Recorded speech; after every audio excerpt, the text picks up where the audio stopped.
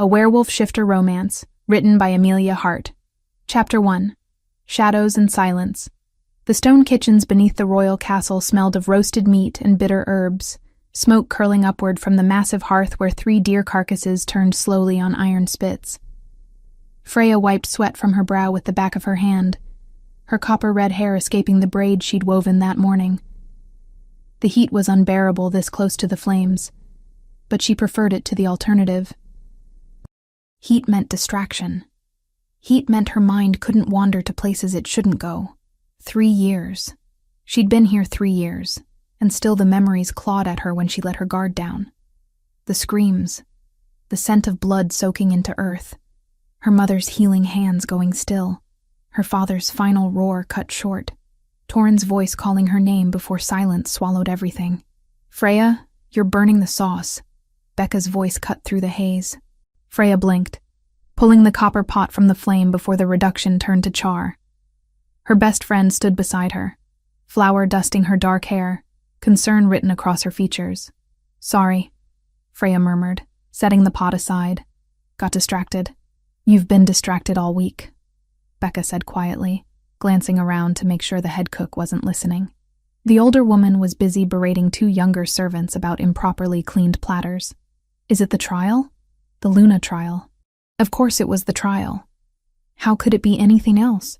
For weeks the castle had buzzed with preparation. 12 candidates from the most powerful packs in the kingdom would arrive today, each hoping to catch the eye of Alpha King Valen Greymont and claim the title of Luna Queen. Freya had served in these kitchens long enough to know what such events meant. Endless work. Impossible standards. And for her, a stark reminder of everything she'd lost. She had no pack anymore, no family. No status beyond the rough wool dress and calloused hands of a kitchen servant. She was Omega, the lowest rank in the shifter hierarchy, invisible to those who mattered. "It's nothing," Freya lied, returning her attention to the sauce, but Becca knew her too well. "You're worried about something," Becca pressed. "I can tell. You've been checking the stores obsessively, sniffing every ingredient twice before using it." Freya's jaw tightened. She couldn't explain the truth. Couldn't tell Becca about the gift her mother had passed down through blood and teaching. The ability to detect poison, to sense danger in what others deemed safe. It had saved Freya's life the night the rogues came. She'd smelled them before they attacked, given her family precious seconds of warning. Not that it had been enough. "The king is particular about his food," Freya said instead. "I'm just being careful." Becca opened her mouth to argue, but the heavy oak door burst open, and the head cook's bark silenced the room. "They're here! Candidates are arriving at the gate. The banquet must be perfect. Every dish inspected before it leaves this kitchen. Any servant who shames this castle will find themselves in the stocks. Move!" The kitchen exploded into controlled chaos. Freya fell into the rhythm she knew well, her hands steady as she portioned venison onto silver platters, arranged root vegetables with precision, drizzled sauce with careful attention. But beneath the calm exterior, her wolf stirred restlessly. Something felt wrong. She couldn't name it, couldn't pin it down, but the sensation crawled beneath her skin. Above them, in the great hall, Alpha King Valen Greymont stood before the floor-length windows overlooking his kingdom. The late afternoon sun caught the silver streaks in his black hair, made his golden eyes appear molten. At 32, he carried the weight of leadership in the set of his broad shoulders, in the way his jaw tensed when he thought no one was watching. "Your Majesty," Thaddeus approached, the commander of the guard's boots echoing against stone. "The candidates have begun arriving. Lord Edmund Thornberry's party is first through the gate." Valen's expression didn't change, but something cold settled in his chest. Edmund Thornberry, one of the most powerful alphas in the realm, and one of the most dangerous. The man smiled too much, schemed too often, and had fingers in too many pots. Valen trusted him about as far as he could throw the castle itself. "And his daughter?" Valen asked. "Lady Evangeline is with him. She's considered the favorite among the candidates. Of course she was. Beautiful, well-bred, politically connected. Everything a Luna should be on paper." Valen turned from the window, his reflection ghosting across the glass. He caught sight of the scars on his knuckles, reminders of the battles that had brought him here. 10 years he'd ruled alone, refusing to take a mate despite tradition demanding it. 10 years since he'd found his father convulsing on the throne room floor, foam at his lips, poison burning through his veins while the guilty parties escaped into shadow. Trust no one. It was the lesson that death had taught him. And now the council demanded he place that trust in a stranger, bind himself to a woman he didn't know, all for the sake of politics and bloodlines. Assemble the candidates in the Great Hall, Valen ordered. Let's get this farce over with. Thaddeus bowed and departed. Valen remained by the window, watching as carriages rolled through the gates. Silks and jewels glittered in the fading light. Laughter carried on the evening breeze. They came for power, for status, for the chance to rule at his side. Not one of them came for him. Below, in the kitchens, Freya lifted a silver platter of roasted pheasant and froze. The scent hit her like a physical blow, subtle beneath the herbs and spices, but unmistakable to her sensitive nose. Her mother's voice echoed in memory, teaching her the signatures of different plants, the way certain compounds left traces that others couldn't detect. Monkshood, just the faintest hint, carefully disguised, but there. In the glaze coating the meat, her heart hammered against her ribs. Someone had poisoned this dish. Someone in this kitchen. Or someone with access to the stores. And unless she was very much mistaken, this platter was meant for the high table. For the king. Freya? Becca appeared beside her, frowning at her expression. What's wrong? You look like you've seen a ghost. Freya's mind raced. If she spoke now, if she caused a scene, who would believe her? She was nobody, an Omega servant with no proof beyond her word. They'd dismiss her, maybe punish her for disrupting the banquet. And whoever had done this would simply try again. But if she said nothing, and the king died, Becca, Freya whispered, gripping her friend's wrist, listen to me carefully. When we serve tonight, I need you to watch who handles the king's food. Every person. Remember their faces. Why? What's going on? Please, just trust me. Becca searched her eyes, then nodded slowly. Whatever she saw there convinced her not to argue. The great hall glowed with candlelight and anticipation. 12 young women sat in places of honor, arranged in a semicircle before the raised dais where the king would sit. Evangeline Thornberry occupied the center position, her white blonde hair cascading over shoulders bare above a gown the color of winter ice. She smiled serenely, the picture of confidence. Valen entered through the private corridor, and every head turned. He took his seat, Thaddeus at his right hand, and surveyed the assembled candidates. They preened under his gaze, each trying to catch his attention. He felt nothing. No spark. No recognition. Just the hollow ache that had become his constant companion. Let the feast begin, he announced, his voice carrying easily through the vaulted space. Servants emerged from the kitchen entrances, bearing platters of food that made the guests murmur with appreciation. Freya moved among them, invisible in her plain dress, her heart hammering so hard she thought it might crack her ribs. She watched as dishes were set before the candidates, watched as wine was poured. And then she saw it. The silver platter being carried toward the king's table. Roasted pheasant glazed and garnished, presented by a senior servant. Valen reached for the serving fork, and everything in Freya screamed. She didn't think. Couldn't think. Her body moved before her mind caught up, shoving past other servants, stumbling over the hem of her dress in her haste. Voices rose in confusion as she broke through the line of servers. "Don't eat that!" The words ripped from her throat, raw and desperate. She lunged forward just as Valen lifted a piece of meat toward his mouth, her hands connecting with the platter and sending it crashing to the floor. Food scattered across stone. Silver rang like a bell. And in the sudden, absolute silence that followed, Freya found herself on her knees amid the wreckage, breathing hard, staring up at the Alpha King. His golden eyes met hers, and the world stopped. A boy in Thornberry livery hovered by the spice alcove, too young for such fine colors, eyes blown wide with a fear that had no name. When Freya glanced his way, he flinched as if struck and vanished into the steam. Chapter 2. When eyes meet fate. The silence stretched like a blade. Freya knelt amid scattered food and shattered silver, her chest heaving, copper hair falling loose from her braid. Every eye in the great hall fixed upon her. The weight of their stares pressed down until she could barely breathe. Above her, Alpha King Valen Greymont rose slowly from his chair. His golden eyes blazed with something Freya couldn't name, something that made her wolf whimper and cower inside her chest. Power radiated from him in waves, the unmistakable aura of an alpha in his prime, and she was nothing, nobody, an Omega servant who had just committed an act punishable by death. Seize her. The command came from Thaddeus, his hand already moving to his sword. 2 guards rushed forward, their grips bruising as they hauled Freya to her feet. The room erupted in chaos. Voices overlapped, some demanding explanation, others crying for immediate execution. Through it all, Valen said nothing. He simply stared at her, and the world narrowed to that single point of connection. The bond hit him like lightning striking stone. Mine.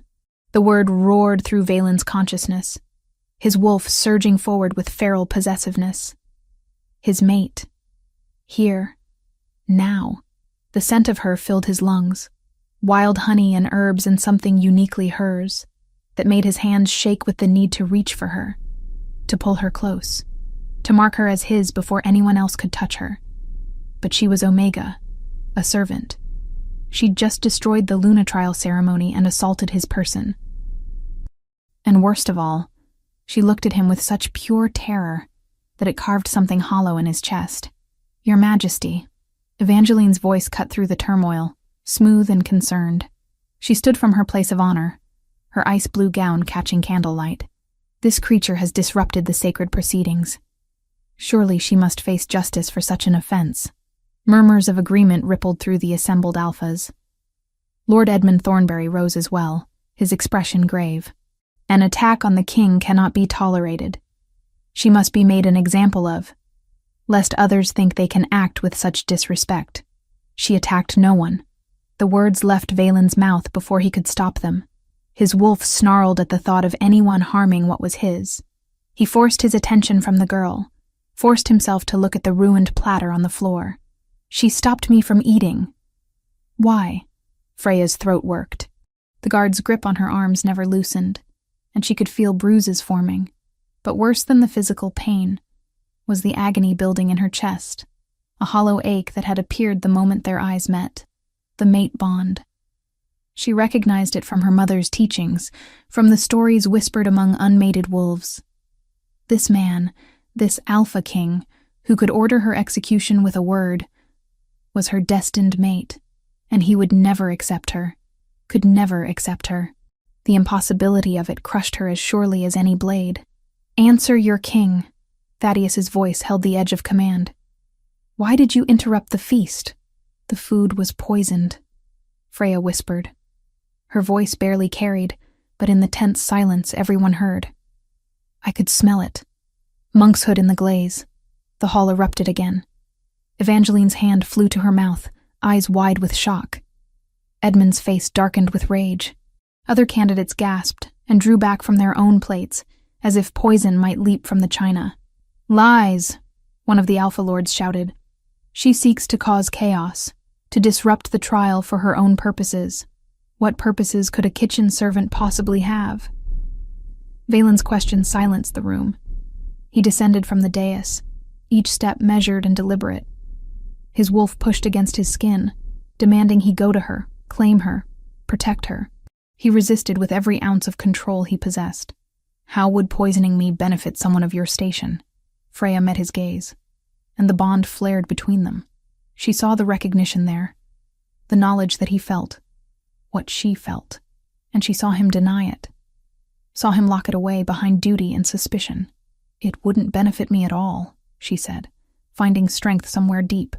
If she was going to die, she'd die with dignity. I don't want anything from you, Your Majesty. I only wanted to keep you from harm.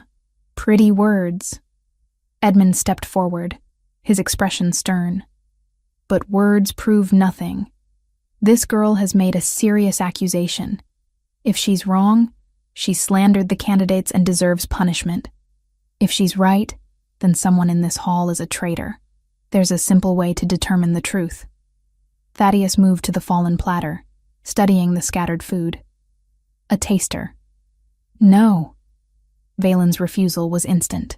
He wouldn't risk another life, not even a condemned prisoner's, on what might be paranoid fancy.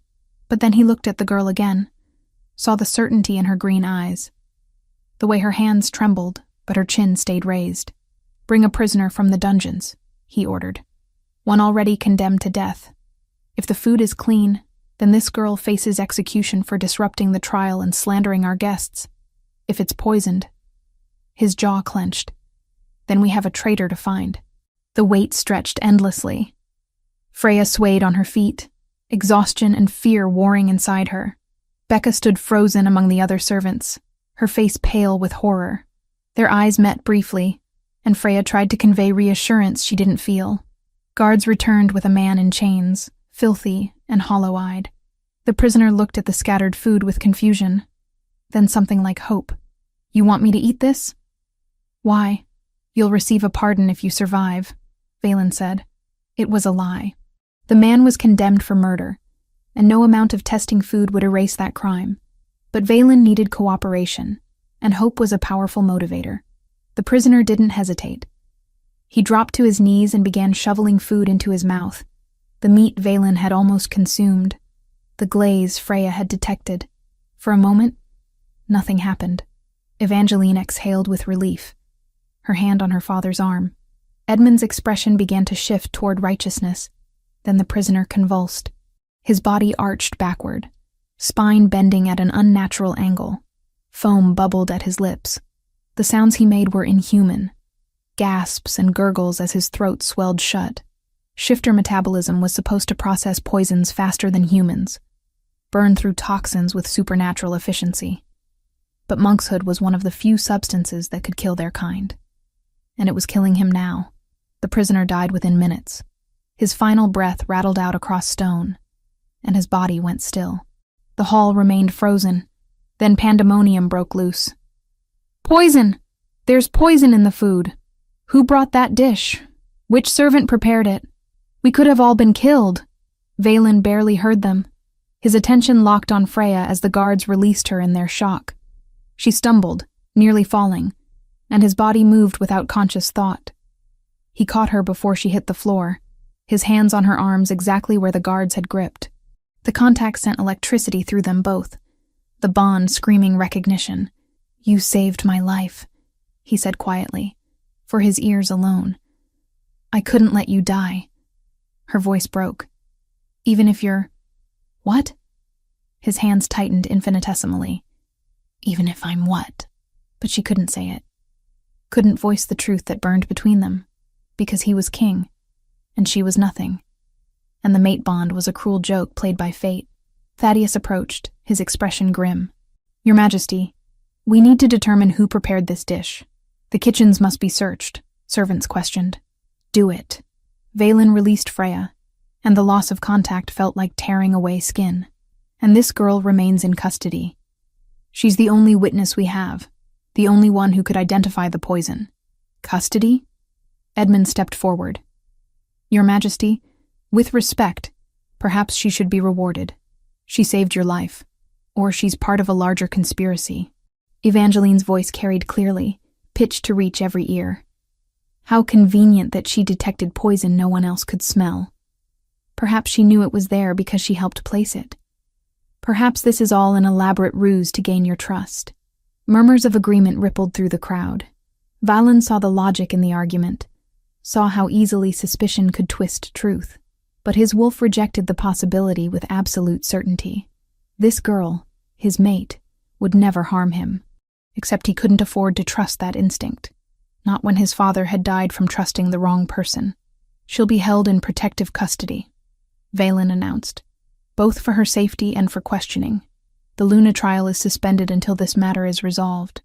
All candidates will remain at the castle as guests, and no one leaves until we find the traitor responsible." Freya's legs nearly gave out. Not execution. Not yet. But imprisonment, isolation, and worst of all, the mate bond pulling at her every moment she spent near this man who could never choose her. As guards led her away, gentler this time but no less firm, Freya looked back once.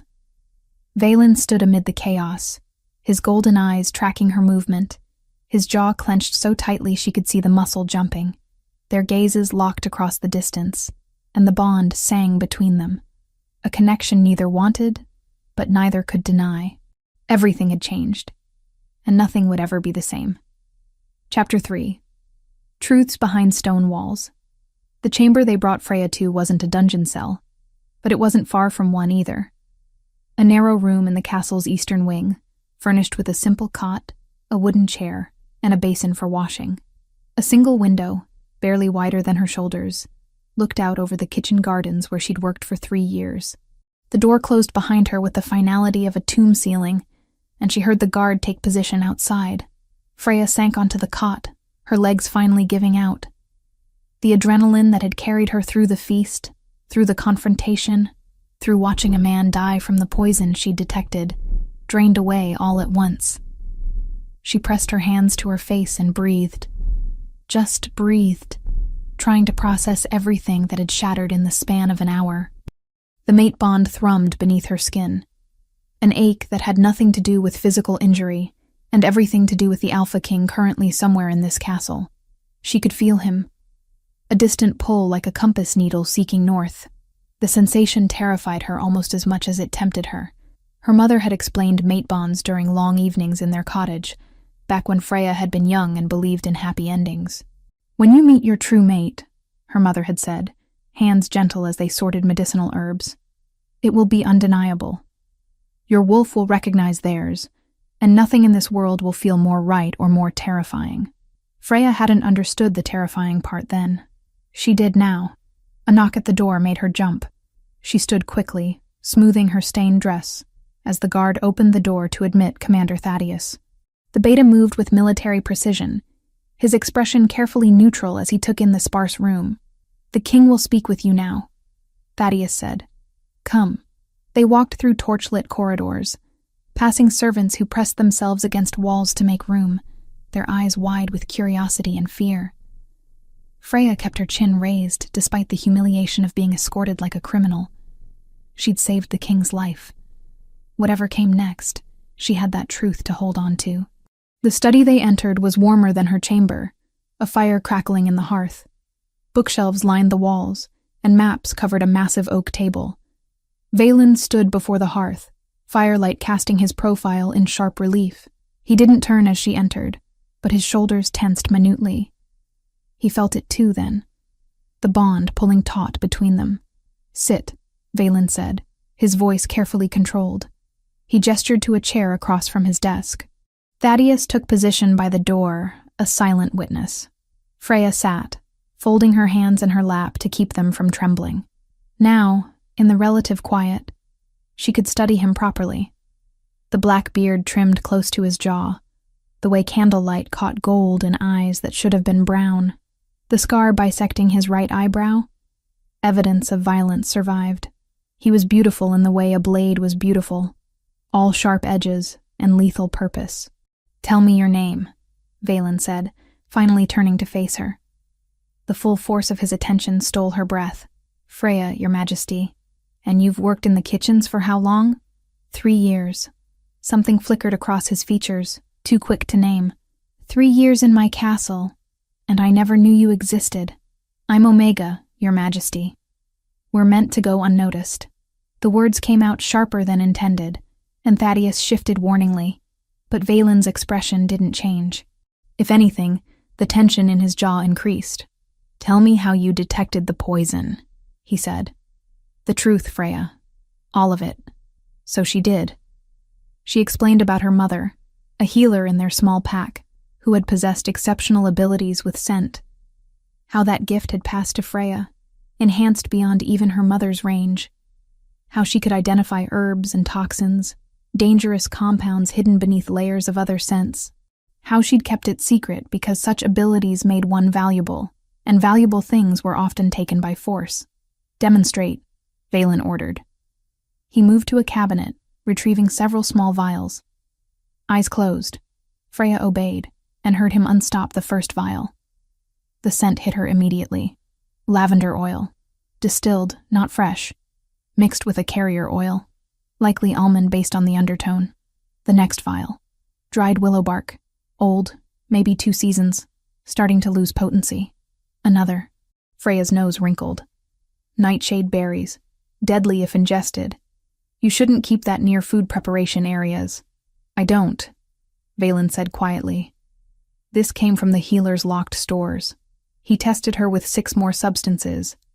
She identified each one correctly, down to the subtle differences between similar compounds. When she opened her eyes, Valen was staring at her with an expression she couldn't read. Remarkable, Thaddeus murmured. Or convenient. Valen set the vials aside.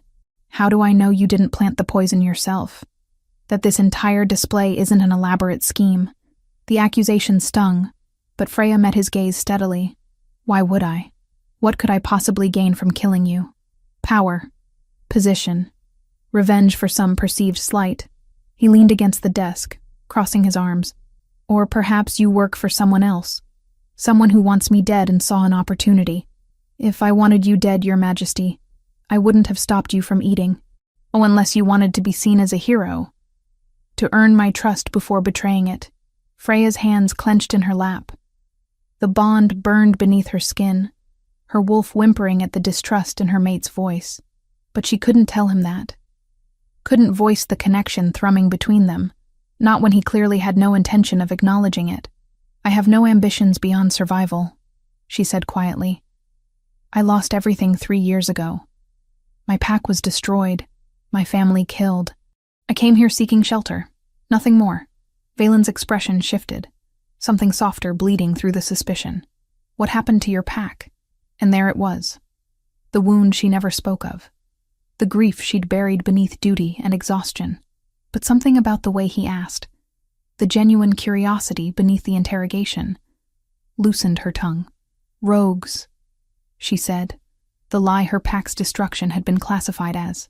They attacked in the night. We were a small pack, isolated in the northern forests. Easy prey. Her voice remained steady through sheer force of will. My mother tried to heal the wounded. My father fought to give us time to flee. My brother Torin, he was only 15. He wanted to be a warrior so badly.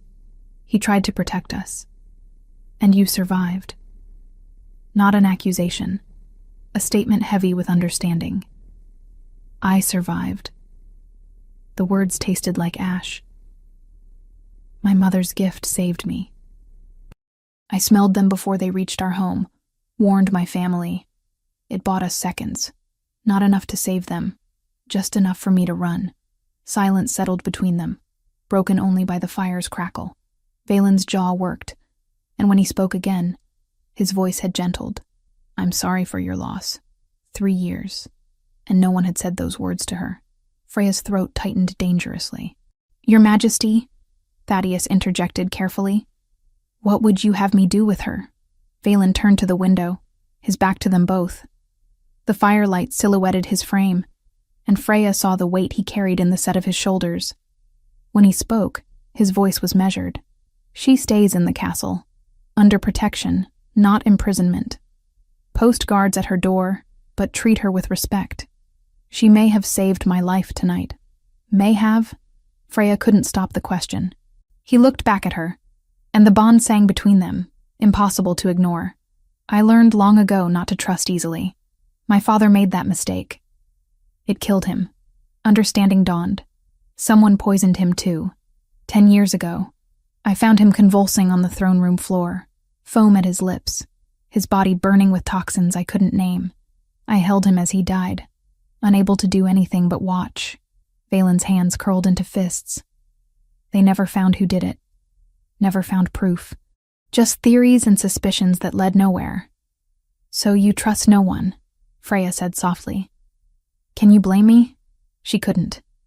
And yet the parallel between them struck hard. Both orphaned by violence. Both carrying wounds that never fully healed. Both alone despite being surrounded by people. No, she admitted. I can't. Something passed between them in that moment. A recognition that went deeper than words. Valen took a step toward her before catching himself, his expression shuddering. The bond pulled taut, demanding acknowledgement, demanding connection. Freya felt it in her bones, the rightness of being near him warring with the impossibility of anything more. "Return her to her quarters," Valen ordered Thaddeus, his voice rough.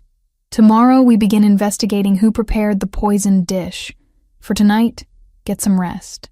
As Thaddeus escorted her from the study, Freya glanced back once. Valen stood before the fire, his head bowed, one hand pressed against the mantel, as if holding himself upright. The image seared itself into her memory, this powerful alpha brought low by forces he couldn't control. Just like her. Chapter 4. Gardens and Ghosts. Days blurred together in a haze of investigation and frustration. Thaddeus questioned every kitchen servant, every guard who'd been on duty the night of the feast. The 3 kitchen hands who had handled the king's platter had vanished without a trace. It was as if the earth itself had swallowed them whole. Freya remained in her chamber, though the guards no longer locked the door. She was free to move about certain areas of the castle, always escorted, always watched. The isolation gnawed at her, but worse was the constant pull of the mate bond. She could feel Valen even when he was floors away, a magnetic tug that made her wolf whine and pace. On the 4th morning, Becca finally managed to visit. The guard allowed her entry with a warning look, and the moment the door closed, Becca threw her arms around Freya. "I thought they were going to execute you," Becca whispered, her voice thick with tears. "When you ran forward like that, I thought I'd lost you." "I'm fine," Freya assured her, though the lie tasted bitter. Nothing about the situation was fine. "Have you heard anything? Any news about the investigation?" Becca pulled back, glancing at the door before lowering her voice. "The servants are talking. 3 of our own missing, presumed dead. There are whispers that Thornberry Pack is involved, but no one will say it openly. Too dangerous. Thornberry." Freya's stomach clenched. "Evangeline's family. Keep this between us," Becca said urgently. "I was serving in the eastern wing yesterday, near where the noble families are housed. I heard 2 of Thornberry's servants talking. They said something about eliminating witnesses, about making sure loose ends were tied up. Freya, I think they killed those kitchen servants." The implications crashed over Freya. If Thornberry was behind the poisoning, and they'd murdered witnesses, then Evangeline herself might be involved. But why? What did she gain from the king's death beyond chaos? "There's more," Becca continued. "One of their younger servants, a boy named Piers, looked terrified during that conversation. After the others left, he stayed behind, crying. I approached him carefully, and he's desperate to leave Thornberry's service. Says he's seen things, heard things that keep him awake at night. He wants out, but he's too afraid to run. Could he provide evidence?" Freya's mind raced with possibilities. Maybe. If someone could promise him protection. Becca squeezed her hands. "I think you should tell Commander Thaddeus. This boy might be willing to steal information if it means freedom." Before Freya could respond, a knock at the door made them both jump. The guard opened it to admit Thaddeus himself, his expression unreadable. "Lady Freya," he said, the title still strange on his tongue. Valen had insisted she be addressed with respect despite her station. "The king requests your presence in the castle gardens. There's a matter he wishes to discuss regarding the poisonous plants used in the attack." Freya's heart hammered. The gardens. Alone with Valen. The bond thrummed in anticipation even as her mind screamed warnings. Becca squeezed her hand once more before departing, leaving Freya to follow Thaddeus through winding corridors. They emerged into afternoon sunlight, and Freya breathed deeply, savoring fresh air after days of confinement. The medicinal gardens sprawled before them, carefully tended beds of herbs and flowers used for healing and, in some cases, harm. Valen stood near a section of tall purple flowers, his back to her. He wore simpler clothes today, a dark tunic and breeches more suited to work than court. His black hair was tied back, revealing the strong line of his neck. As Freya approached, he turned, and the force of his golden gaze stole her breath. "Thank you, Thaddeus," Valen said. That will be all." The commander hesitated, clearly uncomfortable leaving them alone, but ultimately bowed and withdrew. The moment he was out of sight, the air between Freya and Valen crackled with tension. "You wanted to discuss the plants?" Freya managed, forcing her voice to remain steady. "I wanted you out of that room," Valen admitted. The garden seemed a suitable excuse. He gestured to the beds surrounding them. "Though, I am curious. Can you identify which of these are dangerous?" It was safer than acknowledging the bond humming between them. Freya moved through the garden, pointing out the deadly nightshade tucked between medicinal chamomile, the foxglove that could stop a heart, the monk's hood that had nearly killed him. Her fingers brushed over the leaves of a healing herb, and memory struck sharp and unexpected. "My mother used to gather these," she said softly. "Comfrey root. She'd make poultices for broken bones, salves for wounds. Her hands always smelled of it." Valen moved closer, close enough that she could feel his warmth. "You miss her. Every day." The admission hurt. She was gentle but fierce. "She saved more lives than anyone knew.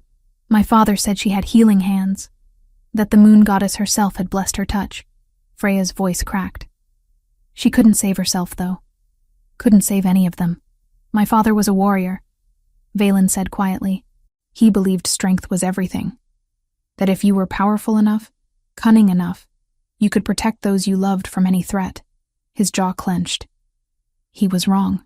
I held him as poison burned through his veins, and all my strength meant nothing. Freya looked up at him, saw the old pain etched in his features. Without thinking, she reached out and touched his arm. The contact sent sparks through them both, the bond flaring bright and demanding. Valen's hand covered hers, and for a moment they simply stood there, connected by touch and tragedy. "I understand why you can't trust easily," Freya whispered. "After what happened, how could you? And yet I trust you." The words seemed to surprise him as much as her. "I shouldn't. You're a stranger who appeared at the worst possible moment with abilities that seem too convenient. Every logical part of me says to keep you at arm's length." His grip tightened. "But my wolf knows you, recognizes you, and for the first time in 10 years I don't feel alone." The confession hung between them, raw and vulnerable. Freya's own wolf surged forward, demanding she close the distance, claim what was theirs. The mate bond sang with possibility. "Your Majesty," she began, but he cut her off. "Valen. When we're alone, call me Valen." "Valen," she breathed, and his eyes darkened at the sound of his name on her lips. "We can't do this. You're king. I'm nobody." "The realm would never accept." He kissed her. The world exploded into sensation. His mouth was firm and demanding, one hand cupping her face while the other pulled her against him. Freya gasped, and he deepened the kiss, tasting her thoroughly. The bond roared in triumph, flooding them both with rightness, with the absolute certainty that this was meant to be. Freya's hands fisted in his tunic, pulling him closer even as her mind screamed that this was madness. His wolf rumbled possessively, and she felt the answering call from her own. "Mark her, claim her, make her ours," his beast demanded. Valen broke away with a growl, chest heaving. His eyes had gone molten gold, his wolf riding close to the surface. "This is dangerous." "Then stop," Freya challenged, even as she swayed toward him. "I can't." His voice was rough, almost broken. "Moon, help me, Freya. I can't stay away from you." "So don't." She reached for him again. But this time he caught her wrists, holding her at bay, even as everything in him strained toward her. "You don't understand what you're asking. If I claim you, if I give in to this bond, the political consequences." "I understand perfectly." Hurt bled through her voice. "You're an Alpha King, and I'm an Omega servant. The bond doesn't care about status, but you do. That's not fair, isn't it?" She pulled free of his grip. "You feel this thing between us just as strongly as I do, but you'll never choose me, will you? Because choosing me means admitting you can't control everything. That fate has a say in your life, and control is all you have left." The words struck true. Valen's expression closed off, his walls slamming back into place. "Return to your chamber. We're done here." Freya left before the tears could fall, her wolf howling in anguish at the separation. Behind her, Valen stood alone in the garden, one hand pressed to his chest, where the bond ached most fiercely. What neither of them saw was Evangeline watching from a tower window above, her expression calculating as she observed the entire exchange. Chapter 5. Blood and Vengeance. The body was discovered on the 8th day after the poisoning attempt. A hunter tracking deer through the northern forests stumbled upon it wedged between roots of an ancient oak, throat cut from ear to ear. The corpse had been there for days, animals having done their work, but enough remained to identify him as one of the missing kitchen servants. Thaddeus brought Freya to the commander's quarters to view the evidence, though he spared her the sight of the body itself. Instead, he showed her rubbings taken from the tree bark near where the man had died. Scratched deep into the wood, carved with what must have been the servant's final desperate effort, was a single word: Thornberry. He managed to leave us a message before they finished him, Thaddeus said grimly. This confirms our suspicions, but it's still not enough. One word scratched by a dying man won't convince the council to move against a pack as powerful as Thornberry. We need more. I might be able to help with that. Becca's voice came from the doorway. She stood there wringing her hands, clearly terrified but determined. Behind her cowered a young man, barely more than a boy, with the haunted eyes of someone who'd seen too much. This is Piers, Becca continued, drawing him forward. He serves House Thornberry. Tell them what you told me. The boy's voice shook, but his words were clear enough. He spoke of conversations overheard, of Lord Edmund's whispered meetings in the dead of night, of Evangeline's cold determination to become Luna by any means necessary. And most damning of all, he'd stolen something, a risk that could cost him his life. From within his tunic, Piers produced a leather pouch. Copies of Lord Edmund's private correspondences. I made them when he wasn't looking, knowing I might need them someday. I want out. I want protection from what they'll do when they discover I've betrayed them. Thaddeus took the pouch with careful hands, spreading the documents across his desk. Freya watched his expression darken as he read, watched the muscle in his jaw jump with barely contained rage. Your Majesty needs to see this immediately, Thaddeus said. He looked at Piers. You'll have protection, boy. Hide him in the East Wing servants' quarters, he told a guard. No one from Thornberry is to know he's here. Within the hour, Freya found herself back in Valen's study. The king stood rigid by the window, documents clutched in his hand, his knuckles white with the force of his grip. The mate bond thrummed between them, amplified by his fury. Freya could feel his wolf raging beneath his skin. It's all here, Valen said, his voice deadly quiet. The entire conspiracy. Edmund Thornberry has been planning this for years. Poisoning me was just the first step. Once I was dead, Evangeline would claim the throne as my chosen Luna, backed by Thornberry's military might. They'd eliminate any alphas who opposed them and rule through fear. There's more, Thaddeus said grimly. He held up another document. This correspondence is 3 years old. It references eliminating a small northern pack that had discovered too much about their preparations, a pack that posed a threat to their plans. The room seemed to tilt. Freya gripped the edge of Valen's desk, her legs suddenly unable to support her weight. What pack? Yours. Valen's voice was gentle now, but the words hit her like physical blows. Freya, it wasn't rogues who destroyed your family. It was Thornberry. They sent warriors to massacre everyone who might expose their conspiracy. And they used their political influence to manipulate the investigation, to classify it as a simple rogue attack so no one would look deeper. The world narrowed to a pinpoint. Freya's mother, her healing hand stilled forever. Her father, the strongest man she'd ever known, cut down in his prime. Torin, only 15 years old with dreams of becoming a warrior, never given the chance to grow. All of them dead not by chance, not by random violence, but by calculated murder. They killed my family. The words came out broken, barely a whisper. They killed them to protect a conspiracy. Yes. Valen crossed to her, his hands gentle on her shoulders. The mate bond flared at the contact, but she barely felt it through the roaring in her ears. I'm so sorry, Freya.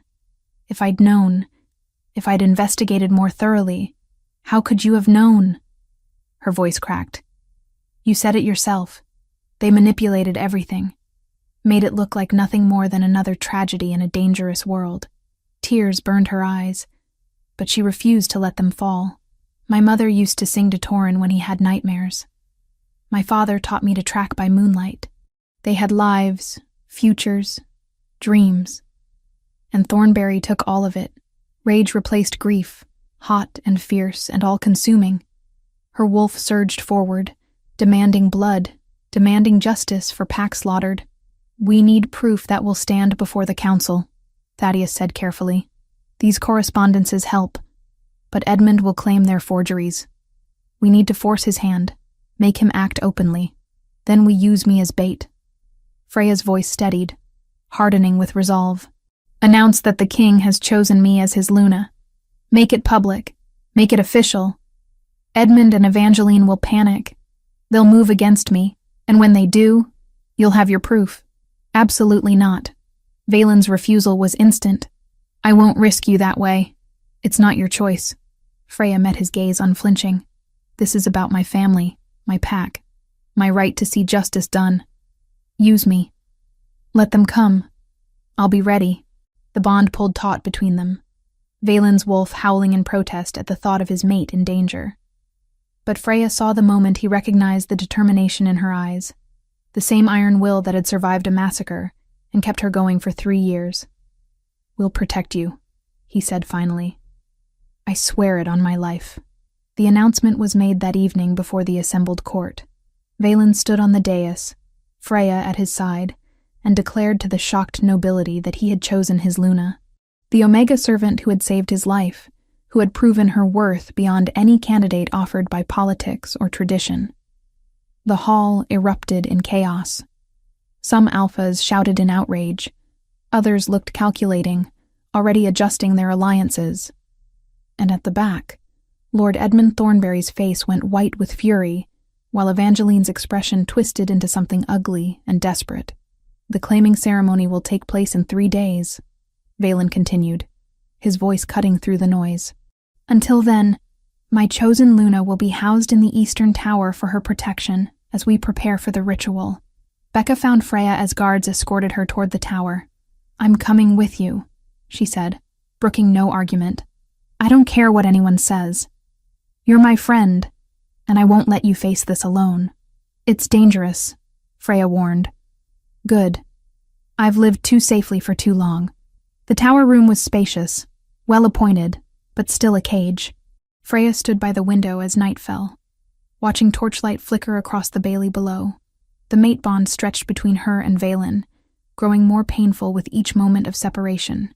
Her chest ached, her wolf whining pitifully, desperate for the comfort of her mate's presence. In his own chambers, Valen paced, one hand pressed to his sternum where the bond burned hottest. He'd known mate bonds could be intense, but nothing had prepared him for this agony.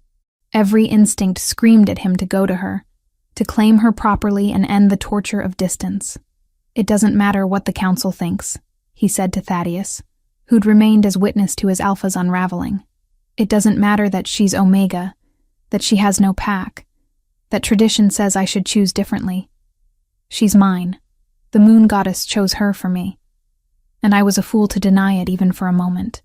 Then claim her when this is over," Thaddeus said quietly. "Truly claim her. Make her your Luna in every sense. The realm will adapt." In the tower, Freya pressed her palm to the cold stone and whispered to the mate she couldn't reach, "Come back to me. When this is over, come back to me." And in the shadows of the castle, Edmund and Evangeline met in secret, their faces twisted with rage and desperation as they planned murder by moonlight. Chapter 6. Blood Under Moonlight. The attack came on the second night, when shadows grew longest and the moon hung pale and indifferent in the sky. Freya woke to the sound of steel scraping stone, her wolf alerting before her conscious mind caught up. She rolled from the bed just as the door burst inward, splinters of wood exploding across the room. 5 figures in dark cloaks poured through the doorway, blades gleaming in the torchlight. Becca screamed from her cot near the fire, scrambling backward as the first assassin lunged. Freya shifted without thought, her human form dissolving into fur and fang. Her copper-red wolf was smaller than the male's, built for speed rather than power, but desperation made her deadly. She threw herself at the man threatening Becca, teeth sinking into his sword arm. Bone crunched beneath her jaws, and he shrieked, dropping his weapon. Another assassin grabbed her by the scruff, hauling her off and hurling her against the wall. Pain exploded through her ribs, but she twisted midair, landing on her feet. Two more rushed Becca, who'd grabbed a fire poker and was swinging it wildly. "Get away from her!" Becca's voice cracked with terror, but she stood her ground, protecting Freya even as blades descended. Freya remembered the small leather pouch she'd hidden beneath her pillow, the one containing monk's hood powder she'd kept from the garden visit. She shifted back to human form long enough to grab it, her hands shaking, then hurled the contents at the nearest assassin's face. The fine powder exploded in a cloud, and he clawed at his eyes, screaming as the poison burned. But there were still 4 others, and Freya was tiring. One of them drove a blade toward Becca's chest, and time seemed to slow. Freya watched in horror as her friend, her only friend in this cursed castle, threw herself sideways. The blade caught Becca's shoulder instead of her heart, but blood bloomed bright and terrible across her nightgown. No! Freya's scream was part human, part wolf. She launched herself at the attacker with renewed fury, all fangs and claws and mindless rage. They crashed together in a tangle of limbs, rolling across the floor. His blade scored her side, hot pain lancing through her, but she got her teeth around his throat and bit down. Miles away in his chambers, Valen bolted upright as agony tore through the mate bond. Not his pain, but hers. Terror and fury flooded the connection, and his wolf exploded forward with a roar that shook the stone walls. "Thaddeus!" His bellow brought the commander running. "The tower. They're attacking her." "Now!" They ran through corridors, Valen shifting mid-stride into his massive black wolf. Guards fell in behind them, but Valen outdistanced them all, driven by primal need to reach his mate. The bond pulled him like a rope around his chest, growing more frantic with each second. He burst through what remained of the tower door to find carnage. 2 assassins lay dead or dying, one with his throat torn out, another convulsing from poison. Freya stood in wolf form, blood matting her copper fur, swaying with exhaustion as 3 remaining attackers closed in. Becca lay crumpled against the wall, crimson spreading across the stones beneath her. Valen's roar shook dust from the rafters. The assassins turned, fear finally breaking through their determination, but it was far too late for mercy. He was upon them before they could raise their weapons, all tooth and claw and royal fury. The first died with Valen's jaws locked around his spine. The second tried to run and made it 3 steps before Valen brought him down. Thaddeus burst in with guards, tackling the third assassin before Valen could tear him apart. "We need one alive for questioning, Your Majesty." It took everything Valen had to shift back to human form, to resist the wolf's demand for complete slaughter. He stood naked and covered in blood that wasn't his own, chest heaving, and turned to find Freya. She'd collapsed, her wolf form giving way to reveal pale skin covered in wounds. Valen was beside her in an instant, gathering her into his arms. "I've got you. You're safe now. I've got you." "Becca," Freya gasped. "Help Becca, please. Get the healers." Thaddeus barked at the guards. "Both of them now." The 2 surviving assassins were dragged to the dungeons, and under Thaddeus's ruthless interrogation, they broke quickly. Yes, they'd been hired by Lord Edmund Thornberry. Yes, Lady Evangeline had given the direct order. Yes, they'd been promised fortunes and threatened with the murder of their families if they refused. And yes, Edmund had placed a loyal servant in the guard rotation weeks ago, someone who'd accepted Edmund's gold and opened the tower door from the inside. By dawn, Valen had summoned every alpha in the castle to the Great Hall. They assembled with obvious reluctance, many still rubbing sleep from their eyes. But none dared refuse the king's command. Edmund and Evangeline were brought in chains, their faces masks of barely controlled panic. By ancient writ, treason against the crown warranted the Dawn Blade. Alphas had bled for less. Valen stood on the dais, Thaddeus at his side, and the full weight of his authority pressed down on the assembly. "Last night, assassins infiltrated my castle and attempted to murder my chosen Luna. They were captured. They confessed, and they named their employers. He gestured, and Thaddeus laid out the evidence. Piers's stolen correspondences, detailing years of conspiracy. The carved message from the murdered servant. The sworn testimony of the captured assassins. And most damning, a confession Thaddeus had extracted from Edmund's planted guard. Lord Edmund Thornbury. Valen's voice carried the weight of judgment. You stand accused of treason, conspiracy to commit regicide, and the murder of innocents. How do you answer? Edmund's composure cracked. These documents are forgeries. That boy Piers is a liar, and those assassins were tortured into false confession. I am a loyal servant of the crown. Then explain why your own guard confessed to accepting your gold to betray mine, Valen said coldly. He's lying to save himself. Edmund's voice rose desperately. He looked at his daughter, calculation flickering across his features. Your Majesty, I admit some of my servants may have acted without my knowledge. Perhaps my daughter... Father? Evangeline's voice was deadly quiet. Perhaps Evangeline orchestrated this plot without my awareness. Edmund continued, throwing his own child to the wolves. She was obsessed with becoming Luna. She must have acted alone, and I take responsibility for failing to notice her madness. The betrayal was absolute. Evangeline stared at her father, something breaking behind her ice-blue eyes. When she laughed, the sound held no humor, only the sharp edge of shattered illusions. You coward, she spat. You spineless, pathetic coward. She turned to Valen, chin raised in defiance. You want the truth? Fine. Yes, I ordered the assassins. Yes, I planned to kill you with poison at the feast. And yes, my father orchestrated everything from the beginning. Her smile was knife-sharp. He wanted the throne, wanted the power, and he promised me I'd be queen. We killed that northern pack 3 years ago because they discovered our plans. We murdered the servants who handled the king's platter. We did it all together, father and daughter. And if I'm to burn for it, so will he. We did it all together. And if I'm going to burn for it, so is he. The hall erupted. Alphas who'd allied with Thornbury went pale, scrambling to distance themselves. Edmund lunged for his daughter, screaming denials, but guards restrained him. Valen let the chaos rage for a moment before his alpha command cut through it all. Silence. Every wolf in the room felt the weight of that order, submission rippling through their bones. Edmund and Evangeline Thornbury, Valen pronounced. You are guilty of treason, conspiracy, and murder. The sentence is death. You will be executed at dawn. The beheading took place in the castle courtyard as the sun rose.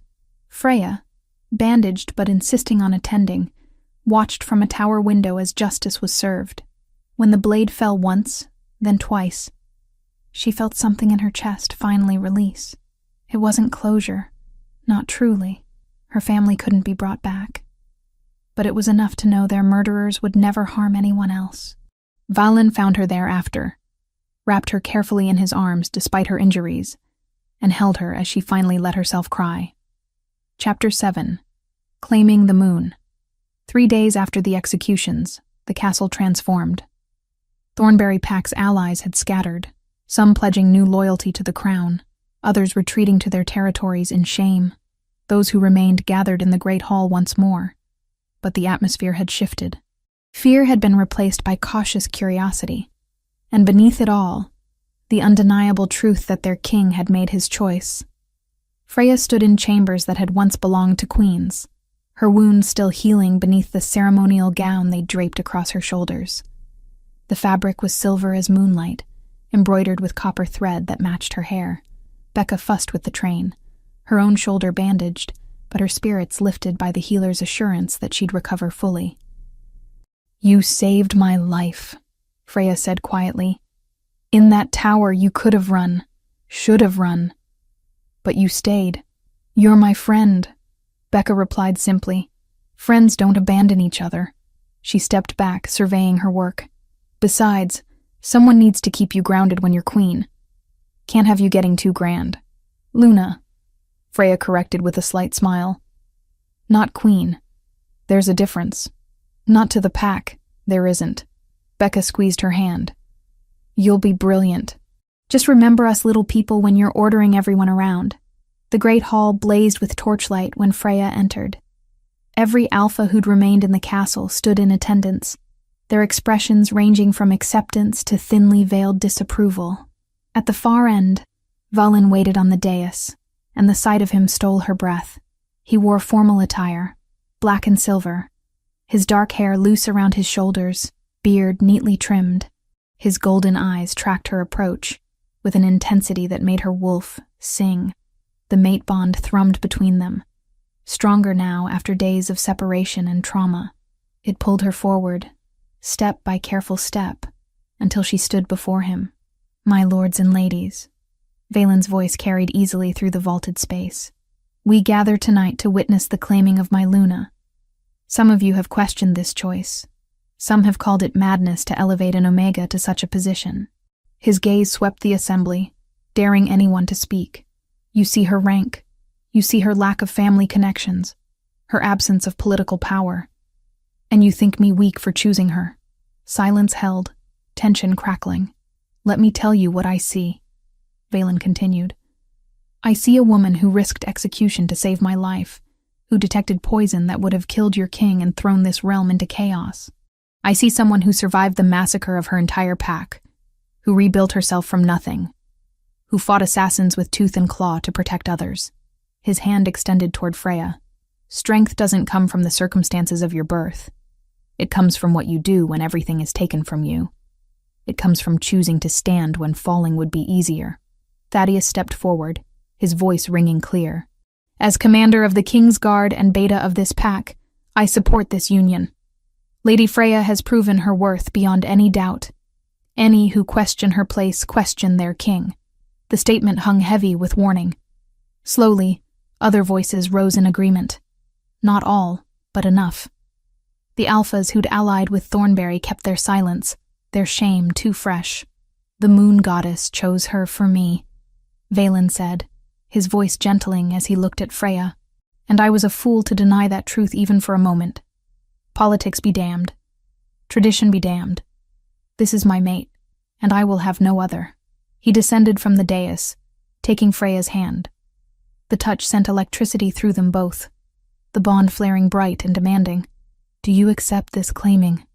he asked, the ritual words carrying weight beyond their simplicity. "Do you accept me as your mate, your alpha, your partner in all things?" Freya's throat tightened. She thought of her mother's gentle hands, her father's strength, Torin's bright laughter.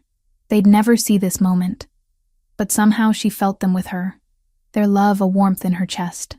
"I accept," she whispered. Then louder, "I accept." The hall erupted in howls, wolves giving voice to approval.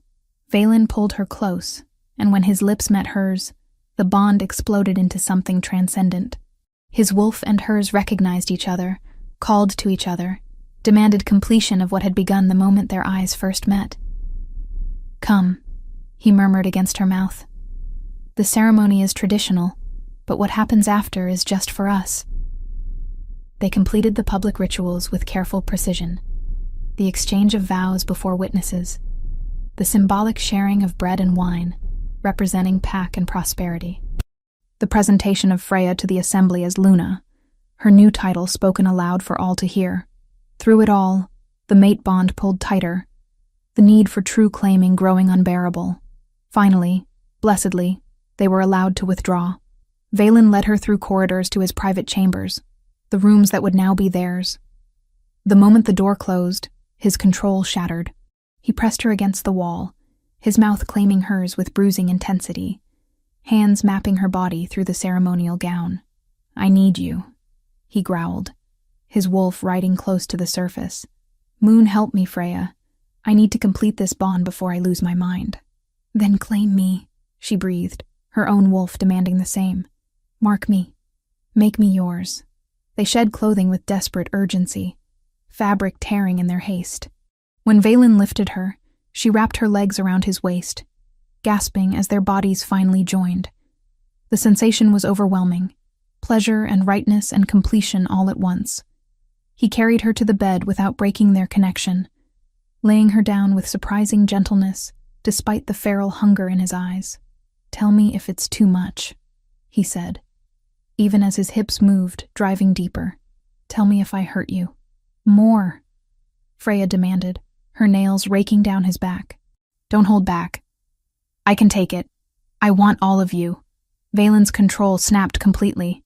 He claimed her with primal intensity, each thrust accompanied by possessive growls. The mate bonds sang between them, weaving their souls together with threads of gold. When his teeth sank into the junction of her neck and shoulder, marking her as his, Freya screamed his name. The pleasure was so intense it bordered on pain, her body arching beneath him as the marking completed. Her own wolf surged forward, demanding reciprocation. When her teeth found his shoulder, when she marked him in return, Valen roared. The bond settled into place with a finality that felt like coming home. They were two halves of one whole, mates in every sense that mattered. Afterward, they lay tangled together, breathing hard, the scent of their joining thick in the air. Valen traced the mark on her neck with gentle fingers, satisfaction rumbling through his chest. "Mine," he murmured. "My mate. My Luna. Mine. Yours," Freya agreed, her own fingers finding his mark. "And you're mine. Don't forget that part." "Never." He pressed a kiss to her forehead. "You've given me something I thought I'd lost forever. Hope. Trust. The belief that good things can still happen despite everything. We've both lost too much," Freya said quietly, "but maybe we can build something new together. Something better." The next morning, Freya held her first official act as Luna. She summoned Becca, who entered the throne room with obvious nervousness, curtsying awkwardly. "Rise," Freya said, unable to suppress a smile. "You're my friend, Becca.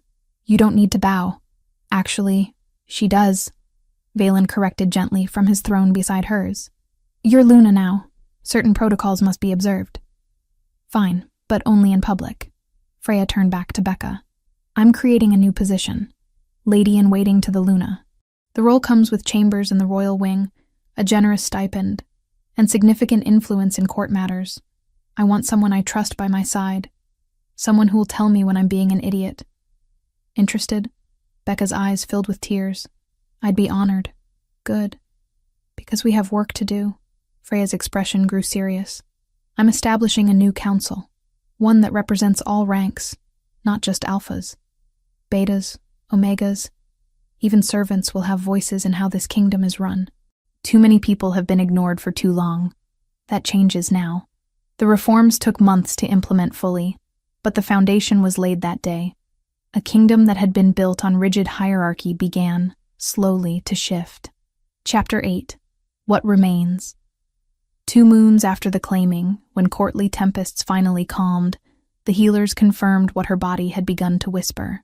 Now, 6 months on from that night, Freya was 4 months along. 6 months passed, and the kingdom transformed in ways both subtle and profound. The reforms Freya had instituted took root slowly, meeting resistance from traditionalists, but gaining support from those who'd been voiceless for too long. The new council met weekly, representatives from all ranks debating matters of trade, justice, and pack welfare. It was messy, often frustrating, but undeniably more just than what had come before. Freya stood in the medicinal gardens on a crisp autumn morning, her hand resting absently on the gentle swell of her abdomen. 4 months along, and the pregnancy had finally begun to show. The announcement had sent ripples through the realm, a mixture of celebration and, from some quarters, begrudging acceptance. An heir was coming, proof that the moon goddess herself had blessed this union. "No, not that one," Freya corrected gently, catching a young servant's hand before she touched a delicate purple flower. "That's monkshood. Deadly if ingested. See how the leaves are shaped differently from the comfrey beside it? It's easy to mistake one for the other if you're not careful." The girl, no more than 15, nodded solemnly. "My mother says you saved the king with knowledge like this." "I did," Freya confirmed. "Which is why I want all of you to learn. Knowledge is power, regardless of your rank. The ability to heal, to identify danger, to protect those you care about, that matters more than any title." There were 8 students gathered today, ranging from kitchen servants to the children of lesser nobles. Freya taught them all equally, sharing the wisdom her mother had passed down. It felt like honoring her family's memory in a way that mattered, ensuring their legacy lived on through healing rather than violence. Lady Luna. Becca appeared at the garden gate, her formal title still strange despite months of use. She'd grown into her role as lady-in-waiting with surprising grace, her natural compassion making her beloved among the servants. The delegation from the Northern Territories has arrived. They're requesting an audience. Freya sighed, reluctant to leave her plants and students. Tell them I'll be there shortly. Let me finish this lesson first. Already done. Becca grinned. I told them you were occupied with important Luna business and scheduled them for this afternoon. You've been out here since dawn. Come inside, have some breakfast. Rest for a moment before the politicking begins. You're too good to me. Someone has to be. You'd work yourself into the ground otherwise. Becca linked arms with her as they walked toward the castle. How are you feeling? Any nausea today? Not as bad as yesterday. Freya's hand went to her stomach again, a protective gesture that had become habit. The healer says everything is progressing well. Strong heartbeat. Active. Like mother. Like child, Becca said warmly. This little one will probably be causing trouble from birth. They found Valen in the council chamber, bent over maps with Thaddeus. He looked up as they entered, and the smile that crossed his face made Freya's heart skip. 6 months, and he still looked at her like she was the answer to every question he'd ever asked. There you are, he said, crossing to kiss her forehead. His hand joined hers on her belly, and she felt him smile when the baby kicked in response. Our child is restless today. Takes after you, Freya teased. Takes after us both, he corrected. His expression grew more serious. The Northern delegation is here about the memorial. They've finished the construction. Freya's throat tightened. The memorial for her pack, built on the land where they'd lived and died, had been her idea. A place to honor those who'd been erased from history, to ensure their names would never be forgotten. Valen had supported it without hesitation, providing funds and labor to create something worthy of their memory. I want to see it, she said, before winter makes travel impossible. I need to see it finished. Then we'll go tomorrow, Valen decided. Together. The journey north took 3 days by carriage, with an escort of guards. The landscape changed as they traveled, forests growing thicker, mountains rising in the distance. Freya recognized it, even after 3 years, the shape of the land calling to something deep in her bones. The memorial stood in a clearing where her pack's central hall had once been. Crafted from white stone, it rose 3 times her height, carved with names.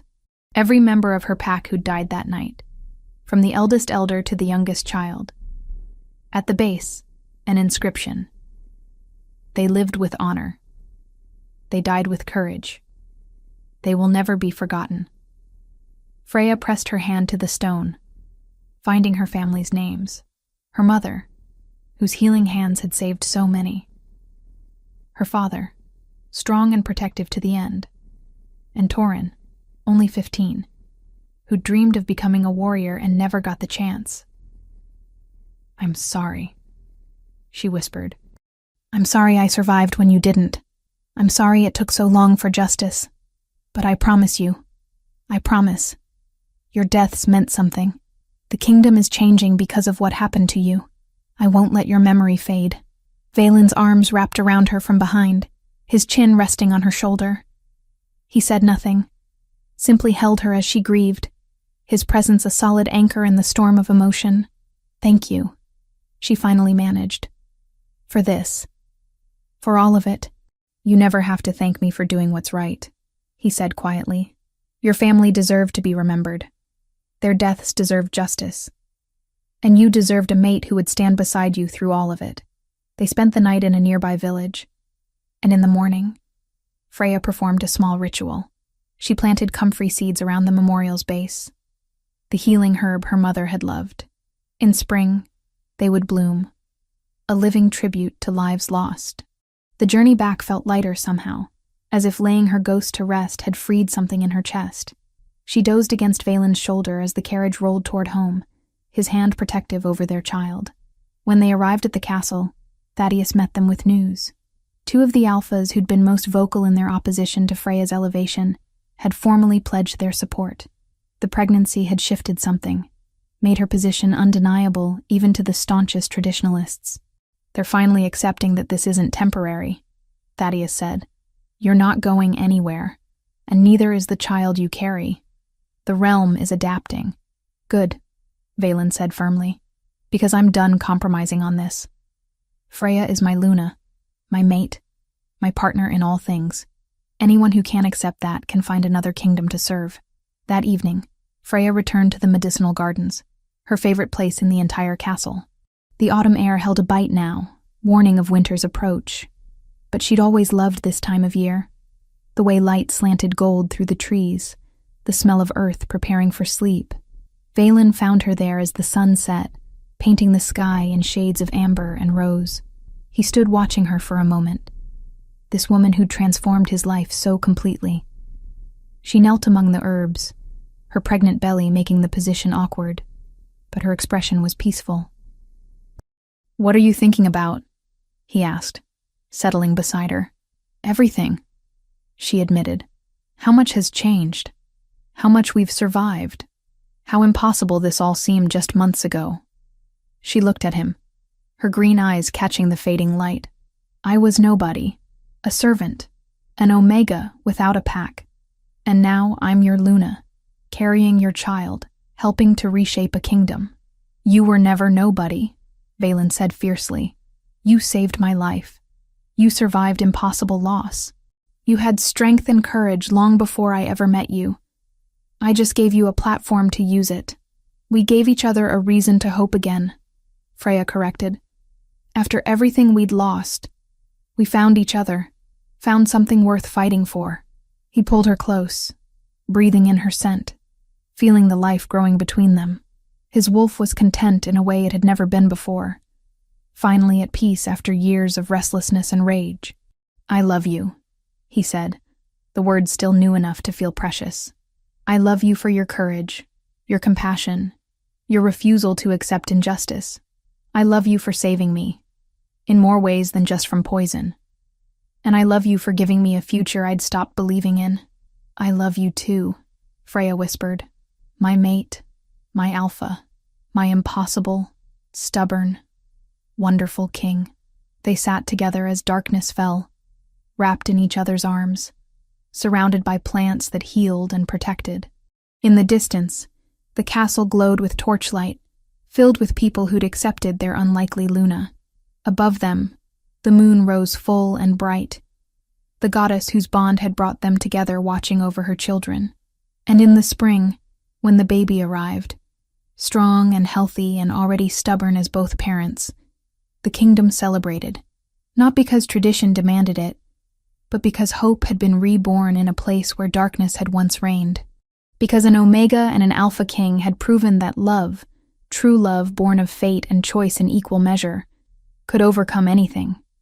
The memorial gardens bloomed that spring too, comfrey flowers opening white and purple around white stone, life honoring death, and the cycle continuing as it always had and always would.